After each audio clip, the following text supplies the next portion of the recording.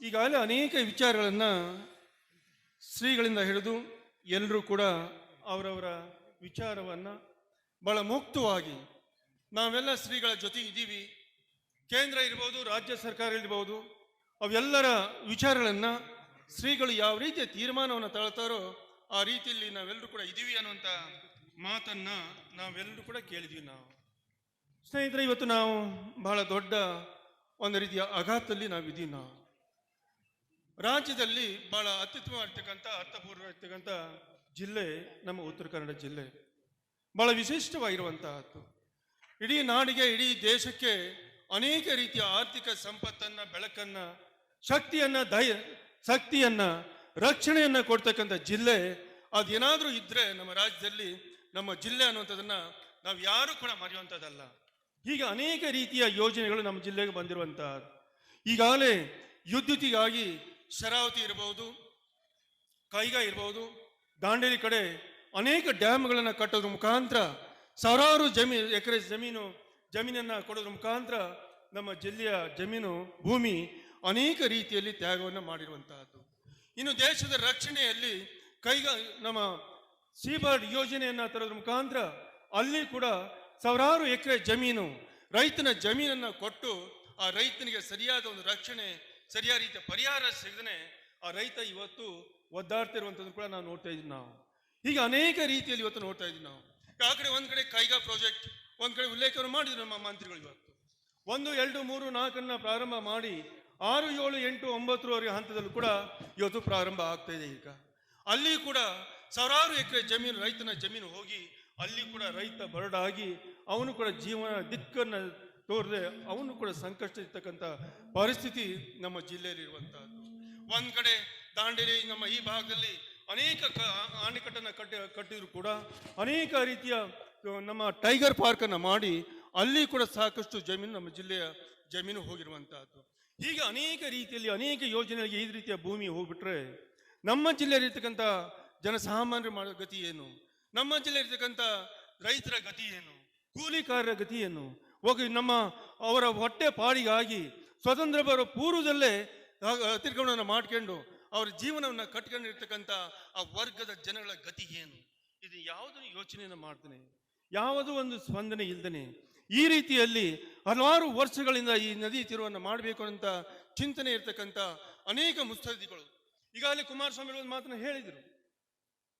ನಾವು ಕಾಗೇರಿ ಸಾಹೇಬ್ ನೋಡಿ ಕೇಳ್ತಾ ಇದ್ವಿ. ನಾವು ಅದನ್ನ ರಾಜಕಾರಣಿ ಯಾವತ್ತೂ ಬಹಳ ಮಹತ್ವ ಇರ್ತಕ್ಕಂಥ ಪ್ರಜಾಪ್ರಭುತ್ವ. ನಾವು ಜನಗಳಿಂದ ಆಯ್ಕೆ ಮಾಡಿರ್ತಕ್ಕಂಥ ಪ್ರಜೆಗಳಿಂದ ಆಳ್ತಕ್ಕಂಥ ಬಹಳ ಅರ್ಥಪೂರ್ವಕ ಇರ್ತಕ್ಕಂಥ ನಮ್ಮ ದೇಶ ಇದು. ಅಂಥದ್ರಲ್ಲಿ ನಿಮ್ಮಂಥ ವೈಜ್ಞಾನಿಗಳು, ನಿಮ್ಮಂಥ ವಿಜ್ಞಾನಿಗಳು ಕೊಟ್ಟಂತ ಆಧಾರದ ಮೇಲೆ ಕೆಲವೊಂದು ಕೇಂದ್ರ ಇರ್ಬೋದು, ರಾಜ್ಯ ಸರ್ಕಾರ ಇರ್ಬೋದು, ಯೋಜನೆಯನ್ನ ರೂಪಿಸಿರುವಂತಹದ್ದು. ಆ ಆಧಾರದ ಅಡಿಯಲ್ಲಿ ಇವತ್ತು ಕೇಂದ್ರ ಸರ್ಕಾರ ಇರ್ಬೋದು, ರಾಜ್ಯ ಸರ್ಕಾರ ಇರ್ಬೋದು, ಅವರನ್ನ ಕಾರ್ಯರೂಪಕ್ಕೆ ತರಬೇಕು ಅನ್ನೋಂಥ ಹಂತ ಅವರಲ್ಲಿ ಇರಬಹುದು. ಆದರೆ ನಮ್ಮ ನೋವನ್ನು ಯಾರ ಹತ್ರ ಹೇಳ್ಬೇಕಾಗತ್ತೆ? ನಮ್ಮ ನೋವನ್ನು, ನಮ್ಮ ಚಿಂತನೆಯನ್ನ ಯಾರ ಹತ್ರ ಹೇಳುವಂತಹದ್ದು? ಅಂತ ಚಿಂತನೆಯನ್ನ ಕ್ರೋಢೀಕರಿಸ್ತಕ್ಕಂಥ ಇಂಥ ಗುರುಗಳ ಸಮ್ಮುಖದಲ್ಲಿ ಆ ಚಿಂತನೆಯನ್ನ, ನಮ್ಮ ನೋವನ್ನ ಹೇಳೋದ್ರ ಮುಖಾಂತರ ಈಗ ಬಂದಿರತಕ್ಕಂಥ ಒಳ್ಳೆ ನದಿ ತಿರುವು ಏನಿದೆಯೋ ಅದನ್ನ ವಿರೋಧವನ್ನ ಮಾಡಬೇಕು, ಅದನ್ನ ದೂರ ಇಡಬೇಕು. ಅದು ಯಾವುದೇ ಯೋಜನೆ ನಮ್ಮ ಜಿಲ್ಲೆಗೆ ಬರಬಾರದು. ನಮ್ಮ ಜಿಲ್ಲೆಗೆ ಬಂದ್ರೆ ಮುಂದಿನ ಗತಿ ಏನು? ನಮ್ಮ ಜಿಲ್ಲೆಗೆ ಬರೋದನ್ನು ನಾನು ಹೇಳಿದೆ. ನಾನು ಮೊನ್ನೆ ಕೂಡ ನನ್ನ ಪತ್ರಿಕಾಗೋಷ್ಠಿಯಲ್ಲಿ ಕೂಡ ನಾನು ಹೇಳಿದೆ. ನಾನು ಅನೇಕ ವಿಚಾರಗಳನ್ನು ಹಂಚ್ಕೊಂಡಿದ್ದೀನಿ. ನಾನು ಅಂತ ಯೋಜನೆಯನ್ನು ತರುವ ಪೂರ್ವದಲ್ಲಿ ನಮ್ಮ ಜಿಲ್ಲೆಯಲ್ಲಿ ಇರ್ತಕ್ಕಂಥ ಜನಗಳ ಸ್ಥಿತಿಗತಿ ತಾವು ಅರ್ತಿಲ್ಲ ಅಂತಂದ್ರೆ, ನೋವನ್ನು ಆಲಿಸಿಲ್ಲ ಅಂತಂದ್ರೆ, ಮುಂದೆ ನಮ್ಮ ಈ ಭಾಗದಲ್ಲಿರ್ತಕ್ಕಂಥ 10-20 ಲಕ್ಷದ ಜನರ ನೋವನ್ನ ಕೇಳಿಲ್ಲ ಅಂತಂದ್ರೆ ನಮ್ಮ ಗತಿ ಏನಾಗಬೇಕಾಗತ್ತೆ? ಅದು ಆಗ್ಬಾರ್ದು.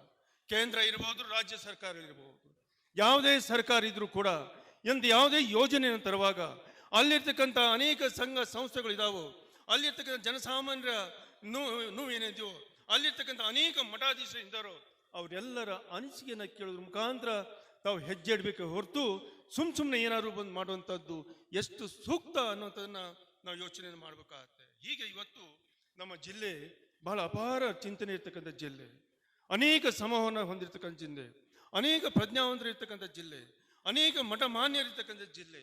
ಇಂಥ ಜಿಲ್ಲೆಯಲ್ಲಿ ಈ ರೀತಿಯ ನದಿ ತಿರುವನ್ನು ಮಾಡ್ತೀನಿ, ನದಿ ನೀರನ್ನು ನಾನು ತಗೊಂಡೇ ಹೋಗ್ತೀನಿ ಅನ್ನುವಂಥ ಮಾತುಗಳು ಕೂಡುದು ಅಂತ ಮಾತನ್ನು ಕೂಡ ಮೊನ್ನೆ ನಡೆದಂಥ ಪತ್ರಿಕಾಗೋಷ್ಠಿಯಲ್ಲಿ ಕೂಡ ನಾನು ಹೇಳಿದೆ. ನಾನು ಹೀಗೆ ನಾವು ಅನೇಕ ರೀತಿಯಲ್ಲಿ ನಮ್ಮ ಜಿಲ್ಲೆಯ ಭೂಮಿಯನ್ನು ಕೊಟ್ಟಿರ್ತಕ್ಕಂಥ, ರಾಜ್ಯ ಮತ್ತು ಕೇಂದ್ರ ಸರ್ಕಾರ ಕೊಟ್ಟಿರ್ತಕ್ಕಂಥ ಭೂಮಿಯನ್ನು ತ್ಯಾಗ ಮಾಡ್ತಕ್ಕಂಥ ಜಿಲ್ಲೆಗೆ ಈ ರೀತಿಯ ನದಿ ತಿರುವನ್ನು ಮಾಡ್ತೀನಿ ಅನ್ನುವಂಥ ಮಾತುಗಳು ಬರ್ದನೆ ನಮ್ಮ ಜಿಲ್ಲೆಯಲ್ಲಿರ್ತಕ್ಕಂಥ ಆಗು ಹೋಗುಗಳಿಗೆ ನೀವು ಸ್ಪಂದಿಸಬೇಕಾಗತ್ತೆ. ಹೌದು, ಒಂದ್ ಕಡೆ ನಮ್ಮ ಅನೇಕ ಅಡಿಕೆ ಬೆಳೆಗಾರಿದ್ದೀವಿ. ನಾವು ಅಡಿಕೆ ಬೆಳೆಗಾರಿದ್ದಂಥ ಸಂದರ್ಭದಲ್ಲಿ ಅನೇಕ ವರ್ಷಗಳನ್ನ ಇವತ್ತು ಬೇರುಹುಳ ಬಂತು, ಎಲೆ ಚುಕ್ಕೆ ರೋಗ ಬಂತು, ಒಂದ್ ಕಡೆ ಹಳದಿ ರೋಗ ಬಂತು, ತೋಟನೇ ಇವತ್ತು ನಾಶ ಆಗ್ತಾ ಇದಾವೆ. ಈಗ ಅನೇಕ ರೈತರ ಭೂಮಿಯ ನಿರ್ವಹಣೆಗಾಗಿ ಅಥವಾ ಬದುಕಿಗಾಗಿ ಸಾಲ ಮೂಲ ಮಾಡಿರುವಂಥದ್ದು ಕೂಡ ಸಾಲ ಕಟ್ಟೋದಲ್ಲ, ಬಡ್ಡಿ ಕಟ್ಟೋದಲ್ಲ, ಮುಂದೆ ಜೀವನ ಮಾಡೋದು ಕಷ್ಟ ಅನ್ನುವಂಥ ಒಂದು ಮನವಿಯನ್ನ ಇವತ್ತು ಕೊಟ್ರಿ. ಈಗ ಹೌದು, ಸಾಲವನ್ನು ಮನ್ನಾ ಮಾಡಿ ಅಂತ ಮನವಿಯನ್ನು ಕೊಟ್ರಿ.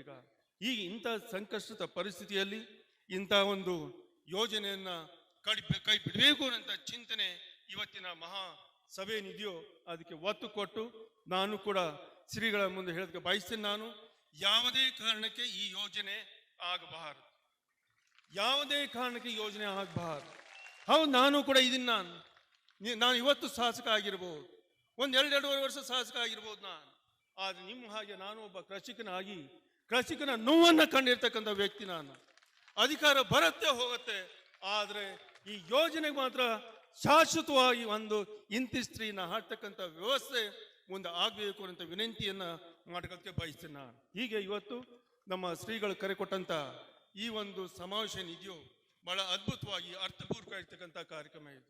ಈ ಕಾರ್ಯಕ್ರಮ ಇವತ್ತೇನು ನಾವು ಹಲವಾರು ಜನ ಮಾತನ್ನ ಕೇಳಿ ನಾವೇನು ಚಪ್ಪಾಳೆಯನ್ನು ಹೊಡೆದಿ. ನಾವು ಈ ಚಪ್ಪಾಳೆ ಮಾತ್ರ ಸೀಮಿತ ಇರ್ತಕ್ಕಂಥ ವೇದಿಕೆ ಇದಾಗಬಾರ್ದು, ಈ ಸಮಾವೇಶಗಳು ಆಗಬಾರ್ದು.